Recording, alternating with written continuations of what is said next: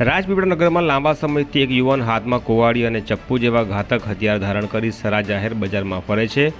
Road રસ્તે પસાર થતા કોઈપણ રાહદારી કે વાહન ચાલક સામે હથિયાર ઉગામી મારવાનો પ્રયાસ કરી લોકોમાં ભય ફેલાવી રહ્યો છે, પણ પોલીસ આ જોખમી યુવક સામે કોઈ કાર્યવાહી કરતી નથી એવી ચર્ચા પણ લોકોમાં ચાલી રહી હતી। આ દરમિયાન આજે 30 ઓગસ્ટની બપોરે આ જોખમી યુવકે એક સગીરના હાથ ઉપર ચપ્પુ મારી દેવાનો બનાવ સામે આવતા લોકોની જાહેર સલામતી જોખમમાં હોવાની ધારણા સાચી પડી છે।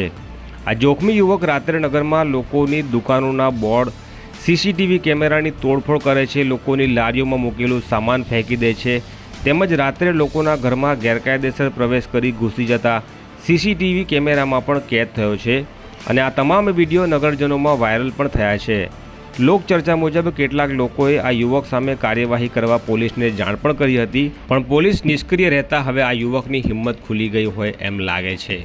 એક સગીર વયના કિશોરને ચપ્પુ મારી દેતા લોહી નીકળતી હાલતમાં તેને રાજપીપળાની સિવિલ હોસ્પિટલ ખાતે લઈ જવામાં આવ્યો હતો, જ્યાં તેને ડાબા હાથ ઉપર 2 ટાંકા લેવાની ફરજ પડી હતી। આ યુવકના જોખમ સામે રક્ષણ માટે લોકો મીડિયા પાસે માંગ કરી રહ્યા હતા, કારણ કે આ મુદ્દો પોલીસના ધ્યાને લાવો, નહીંતર આ કોઈક માટે જીવલેણ સાબિત થશે, જે ધારણા હવે મહદઅંશે સાચી પડી છે। ત્યારે સમગ્ર રાજપીપળામાં ઠેર ઠેર પોલીસ કમાન્ડ કંટ્રોલના સીસીટીવી કેમેરા લાગેલા હોવા છતાં પોલીસને આજ દિન સુધી આ ગુનાહિત કૃત્ય કરતો વ્યક્તિ કેમ નથી દેખાયો એ મોટો સવાલ છે।